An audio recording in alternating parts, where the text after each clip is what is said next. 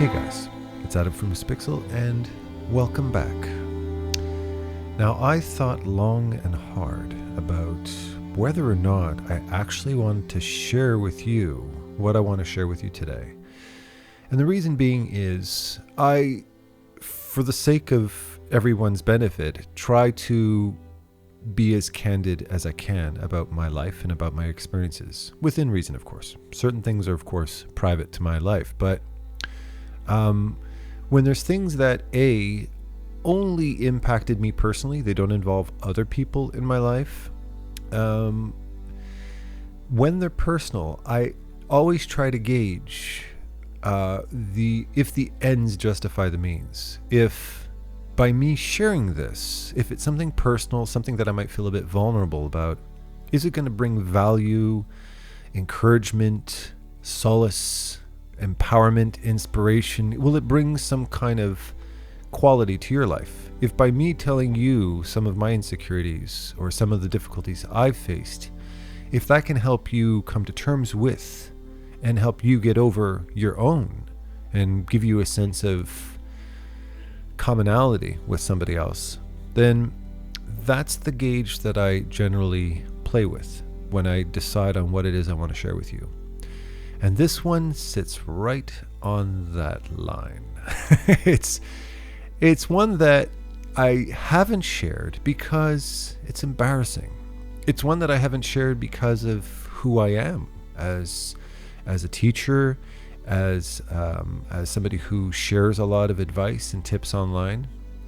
And I really thought hard and I really thought deeply on whether or not this brings value. And I think it really does. In fact, I think the fact that this is so personal and the fact that this is something that I'm ashamed of, or at least I was. I'm not ashamed of it anymore, but I grew up with a lot of shame associated with this. I realize that's probably the reason why I need to share it. Because after being a teacher for long enough, after having spoken with enough people, and furthermore, after having developed over the years a very, very strong stance on education as an educator, that I would say more people than not have been in my position, but because it's something that society tends to have a stigma against, people keep to themselves. It's usually the things we're most ashamed of, the things we're afraid of judgment of, that we keep to ourselves. And it's those things we keep to ourselves that tend to fester inside of us and eat away at our self-esteem, eat away at our sense of worth as a person, as an educator, as an artist, as a professional. So that's what I'm going to do, because I'm in a uniquely privileged position with my channel, with you listening to me, that if I can open up this vault, then it might give you permission to be vulnerable, and it might give you permission to seek a way to help yourself and not feel like you're just, quote, a lost cause. So all of that lead up is setting the stage for my education, what my education was like growing up. And remember, I just want to throw this out there. You're listening to somebody who is a very passionate educator, somebody who loves to teach. This is my greatest passion in life. I teach even when I shouldn't. I teach even when nobody wants me to teach them. It's inbred in me. Inbreeding, wrong word to use. It's bred in me. It's in my DNA. So I take teaching, I take education very seriously. In fact, I would argue that I take education particularly seriously because of my past. So what was my past like? Well, in the early stages of elementary school, when I was really young, life was pretty easy. Education, I did really well in school, English, French, math. I got great marks in everything. I was very athletic too. I played soccer and hockey all the time. So to all of you soccer moms and hockey moms and soccer dads and hockey dads who get up every day and bring your kids to practice when they've got school to do and you're exhausted, my hat's off to you, because I know that's no easy feat. That's quite an investment in your time. Well, I played 2 sports simultaneously, so I can only imagine how much my single mother had to work her ass off to get me to these things. But thankfully, I got tired of sports, because there was a certain point where sports became aggressive and competitive, and I didn't relate to jocks at that level. To me, it was something I wanted to do as fun. It wasn't something I wanted to do as this hyper alpha competitive sport. So art quickly took over.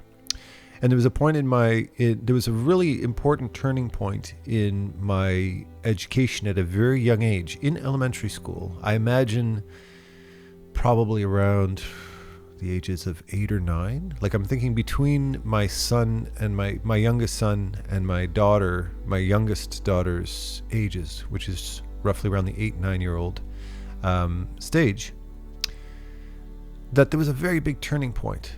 And that turning point was winning an art competition. And that winning that art competition was it was a scholastic book art competition. The reason why this is a very important discovery about myself was because it was at the point where I stopped playing sports. My weight shot up very quickly. I got pretty chubby as a kid because I was eating like an athlete, but I wasn't performing like an athlete anymore. And my popularity plummeted because I was the sporty fit kid, and I became the unfit kid. And on top of it, I just started getting very bored of school.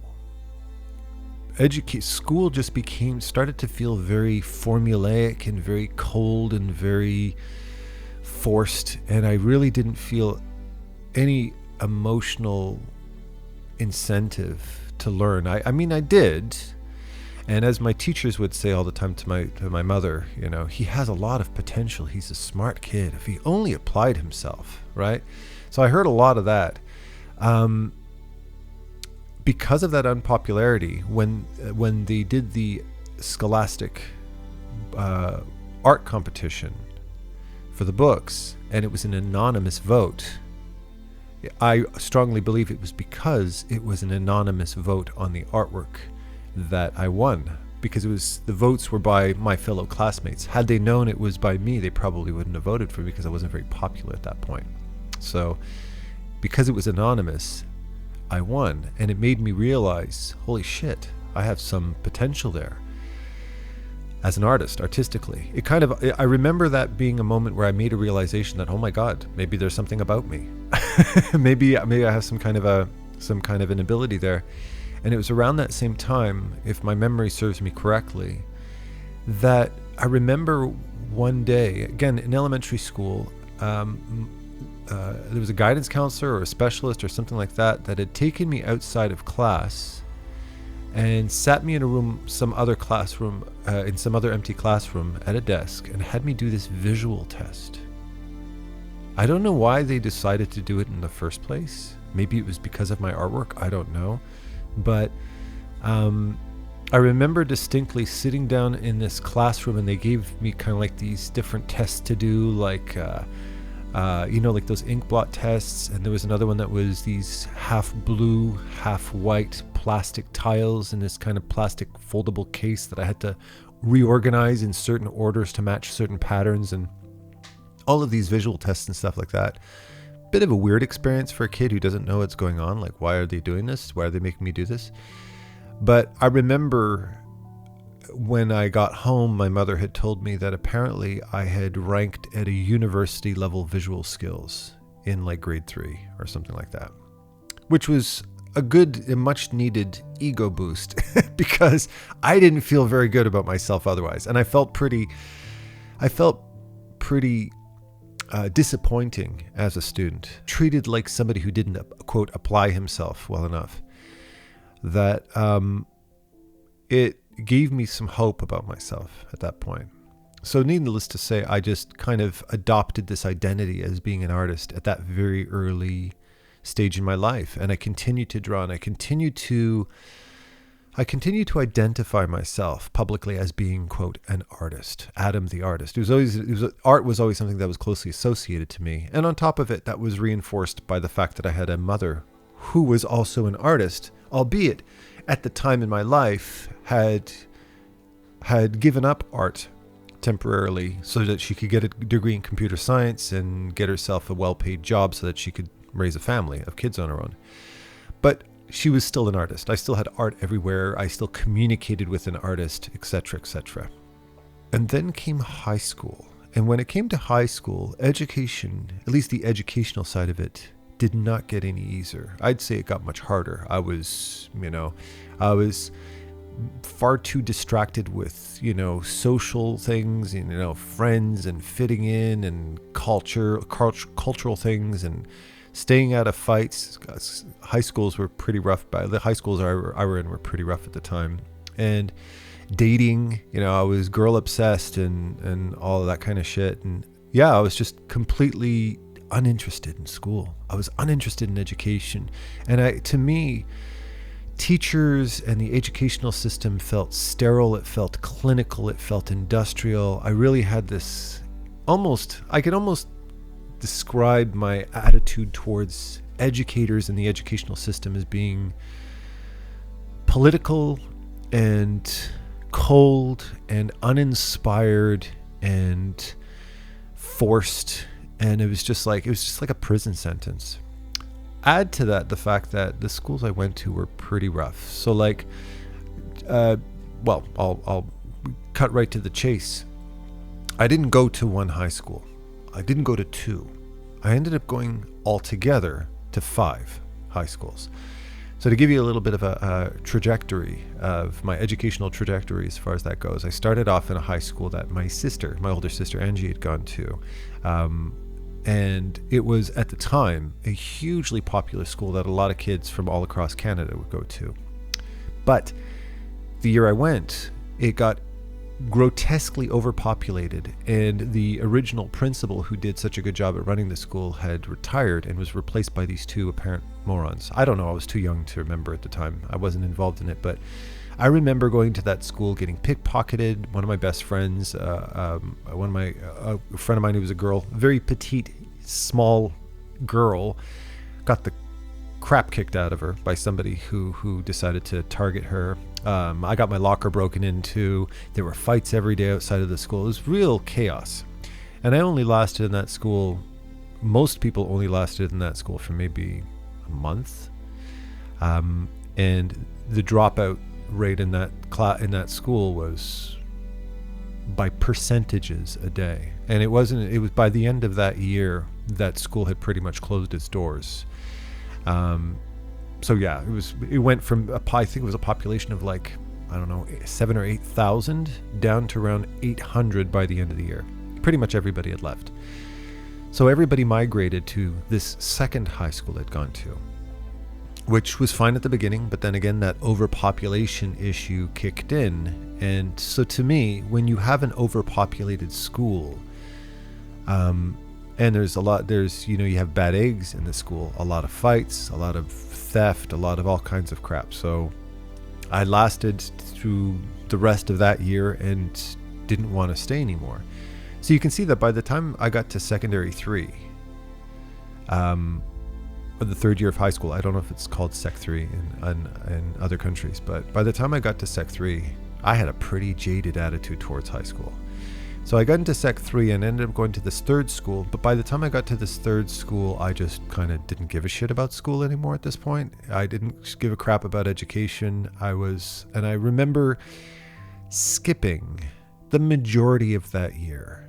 Just to prove it, my school average at the end of that year was 12 out of 100, right? So I just didn't go. I think I showed up for maybe 10 to 12% of that school year. I just didn't bother going. I was out going to malls. I was out hanging out with friends. I was out hanging out with my girlfriend. I was doing whatever, anything but going to school. I basically didn't show up. So needless to say, the following year, I was sent to an alternative school. But ironically, they did a placement test at the beginning of that school year in this alternative school, and I was passed. So basically, you could say I got a free year because I never bothered showing up, but they skipped me forward anyways. I loved this alternative school. And at this alternative school, it was called Options. I don't know if it still exists. It was a very different dynamic. I remember really, really loving the experience of going to this school. It was small. It was kind of like an office building upstairs from this gym that I ended up working out at about a decade later, ironically enough. And it was an office building kind of thing, and it was separated into 3 separate rooms with 3 separate teachers, all of which were magical human beings. I stand by this. And it was small classrooms, maybe maximum 10 to 12 of us in each class. So it was a very, very tight-knit group. And I just felt very connected to the teachers were just passionate. There was Cliff was one of the teachers, and then I remember the teacher that really impacted me the most was Patrice, a very flamboyant man, and he was very animated and very passionate and very emotional. He got very emotionally invested in his students. You felt like he gave a shit. You felt like he cared. You felt like if you messed up, if you skipped school, you hurt him. You hurt his feelings personally. You didn't get a black mark. You didn't get a reprimand. You didn't get a some punishment or some suspension. You broke his heart. And so you felt very accountable on a human level on how you behaved. And I did extremely, I showed up for most of that school year, but being an alternative school, they had very, very strict policies on skipping school, on breaking the rules. And I had skipped twice, and I got my last warning. And towards the end of the year, it was maybe 3/4 of the year in, I skipped a 3rd class. And rules are rules, buddy. You gotta go. So I was kicked out of the alternative school, and that was the first time I actually cared, because had they kicked me, any other school I got kicked out of, honestly, God, I was like, I never went in the first place. I had no reason to go. But I learned something in this school. I learned that I think that one of the big things that resonated with me was that my humanity was recognized in this school. And as I'm describing this to you right now, recording this, I'm literally reciting what I would write in my diary. I'm kind of making discoveries as I go along, speaking to you right now. I'm realizing, just as I'm saying this to you, that I feel my humanity was recognized in that alternative school by that teacher, specifically by Patrice. If you're listening, Patrice, which I don't know if you ever would, I love you to pieces, man. What a beautiful guy. And so yeah, but they had to let me go. So I ended up luckily being accepted into another high school at the end of that year, and I managed to pass. And I finished my school year there and made some really dear friends, some of my best friends to this day. And I finished I finished the end of my Sec 4, and then I finished my last year of high school, Sec 5, at this final school. Did okay. I did fine. I got through it. I didn't screw up or anything like that. And yeah, it was okay. I mean, I didn't get great marks or anything like that, but I passed. I got my high school diploma, and I moved on to college and university, where once you get to the college or university level, ironically, a lot of people at that point, that's usually when people usually start to slack off. That's when people start to drop out, right? It's because, they've already had to go through high school and all this shit. And I think I'd already kind of satisfied my need to party and hang out and date and all that kind of shit up until that point. And it was the first time in my life where I was actually just surrounded by kindred spirits who shared the same passion as I did and stuff like that. And my college and university education ensued. That said, I didn't finish my university degree. I didn't actually finish my bachelor's. I did 2 out of the 3 years. And it wasn't out of lack of effort or lack of interest or because I hated my teachers or any of that crap. No, it was because the education, as much as I valued getting a professional education, it wasn't the type of education specifically that I was looking for. That decision to not finish my third year and finish my bachelor's degree, which is also something that could be a precursor for another talk moving forward about education and diplomas in general, although I believe I have spoken about that in the past. It was very Canadian Film Board focused animation, because it was a degree in animation at the time. And I was very commercial. I was a Disney guy. I just spoke about that in my last book review. I mean, if you followed me for any length of time, you know I was very commercial, very classical Disney style animation. And they didn't have that. Like at the Concordia University where I was studying animation, it was, paint on glass, and it was rotoscopy, and it was, stop motion, and a lot of experimental stuff. Very European influenced, not to knock European animation. European animation is probably some of the best on the planet, but a very alternative style of animation that just completely didn't appeal to me.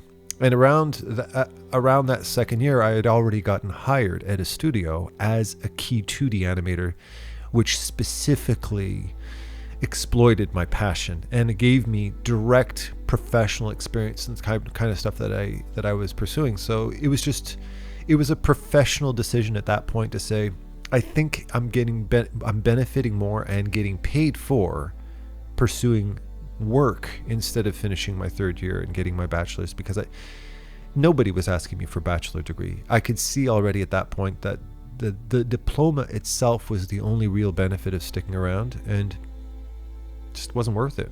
And to this day, in 45 years, and working professionally for the last 20 plus years as an artist, animator, director, all kind of stuff, I still stand by that. So all of this to say at this point, you can see that my educational background was, from a statistical perspective, garbage. It was shit. I didn't do well at all. My elementary and high school experience was, I was pretty much a flunky. I was a dropout. I was a nobody. Okay, and I went to 5 high schools, and either for reasons of avoiding getting my ass kicked or lack of interest, I was a very good example of a non-academically achieving young man. I was a screw up. But how the hell did I go from there to being a very, very passionate teacher? Well, let's fast forward into my career. Now I'm working as an artist. I'm working as a professional. Finding work is tricky. It was tough. I was a guy with an education in 2D animation and fine arts, where the world was going 3D. Yada yada. You've heard that in past art talks before in the past. But it was a bit hard. But I was still finding work, and where I was finding work, when it went well, it went really well, and I was building a name for myself slowly but surely. But it was a rocky road, and it was a lot of redefining and re-educating, and a lot of following the trends. And I realized my real education started on the job, because as I was working, there's new technologies and new techniques and new things I was constantly having to learn, and applying to all these different studios and diversifying myself and stuff like that. And one day, about maybe 6-7 years after I had finished, 10 years, because now at this point I've been through my college and university education, and now I'm working as a professional. I don't know how many years into working as a professional as I was, and I was living in this neighborhood. I had moved to this certain neighborhood with my ex-girlfriend, and I was on my way to the grocery store. Normal boring old day in a boring old neighborhood, going to the grocery store to buy whatever, I don't know, and I passed by this, because in my neighborhood there was kind of like what looked like a high school, but I never really saw students going in or out of there. I wasn't sure what kind of a school it was, until I was sitting outside the school doors. I just sat down. It was closed school. I don't think there were any students there or anything like that. And I sat down on one of the ledges. They had these big concrete ledges by the entrance to have a cigarette, when I smoked back then. And I stopped to have a smoke, and a man walks out. And he stops and he turns in a very flamboyant way and he goes, "Adam?" And I said, "Patrice." My old teacher from the alternative school.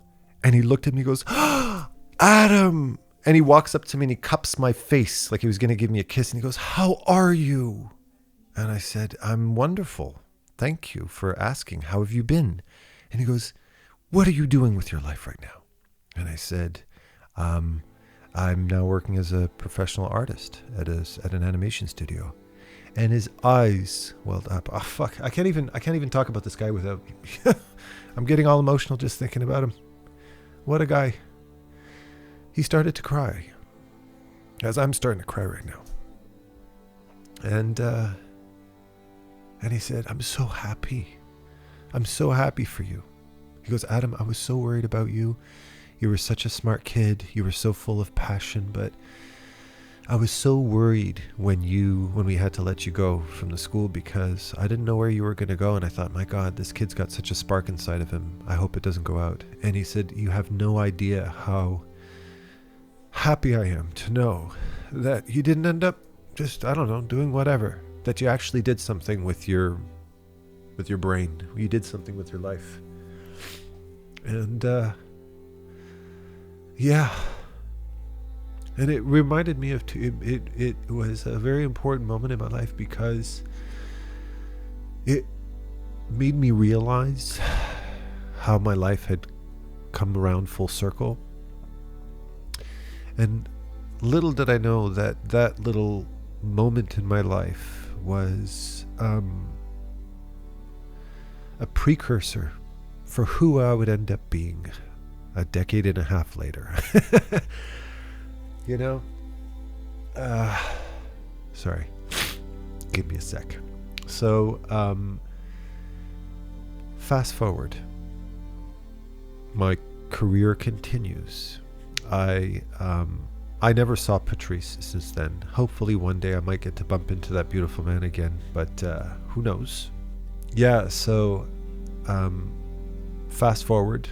My career slowly grows. I get new opportunities. I luckily find myself at this crossroads between 2D and 3D, which unlocks my opportunity to work as a director. And I work for a director for one of the best jobs I ever had, working for Benoit Touchette, one of the best directors I ever knew, who I've spoken about in the past. And then I went on to work at companies like EA, and I worked for Disney on Disney shows, and and then I ended up within that period starting my YouTube channel, and it slowly grew. It was a very, very slow growth, particularly for the first majority of the time of my YouTube channel. And then in 2015, after my last full-time job, which was working on a Disney show as a supervisor. No, not my last job. My last job was I had worked on a Disney show, and then I got a job working as a teacher. And as I mentioned in talks in the past, I had gone to UB campus because I wanted to further educate myself, to improve my employability. And when the administrator saw my work, she said, "Have you ever considered teaching, Adam? Because you're pretty damn good at drawing." And I was like, yeah. I had a mother who was a teacher and a father who was a teacher, but I never considered teaching myself. And she said, "Well, I'd like to put you in touch with this college, with the Cégep of Old Montreal." And I went and I did an interview, and they asked me to explain certain animation principles and stuff like that to see my knowledge of animation and art, and they hired me. And little did I know, this very simple gesture of me being hired as a teacher made me realize I've been a teacher my whole life. Because when I walked into that class and I walked into that teacher's lounge and I started to teach, I felt like I'd been doing it my whole life. I felt a sense of belonging that I never felt I had in my entire life. I didn't have a greater joy in my life than sharing everything I knew, because even though my career, I realized that both the success that I was and the complete failure I was, all of those aspects of my life and my personality, all of the ups and downs that I'd been through all the, quote, potentials, the potential that I had squandered with laziness and my desire to socialize and date, and my successes and failures as an artist, as a professional. Everything mattered. That I could use every part, as Brad Bird would say at Pixar when they were working on the Incredibles film, using every part of the buffalo. I could use every part of the buffalo as a tool to better the lives of other people. And I think because I grew up with this particular sense of being on the short end of the stick as a student, made me particularly empathetic to other people who I saw had uniquely beautiful talent and uniquely beautiful personalities, and being able to look at them and say, hey, don't listen to what the institution is telling you. Pay attention to what I'm telling you. And I'm telling you, this is what I can see. I think the fact that I struggled for so long to find my own worth made me really good at finding the worth in other people. I know what it feels like to lose yourself, and I know what it feels like to find it again. And I know where to look for it. And I know what it feels like to be able to look deep beyond the superficial marks, the letter on a person's report card, and see the true quality in a human being. And furthermore, see how that uniqueness in their personality can lend itself to uniquely valuable skills as a professional. I love that superpower of mine that I've adopted through being such a fuck up all my life. And that brings me to today. That brings me to today, where I started Lucidpixel in 2015, and that the school is not only a manifestation, and my YouTube channel and the art talks that I share with you are not only a manifestation of somebody who just feels like sharing cool tips with people online. My YouTube channel and my school is a manifestation of my desire to redefine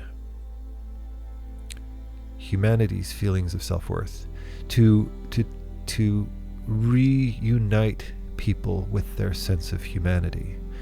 That if you're sitting there in your studio at home, if your education was nothing but a complete shit show from day one, understand that that's only according to the institution. That's according to an already limited focus by a limited institution who, in my opinion, have gone so far to industrialize human worth and human value that they can grade it based on a linear system.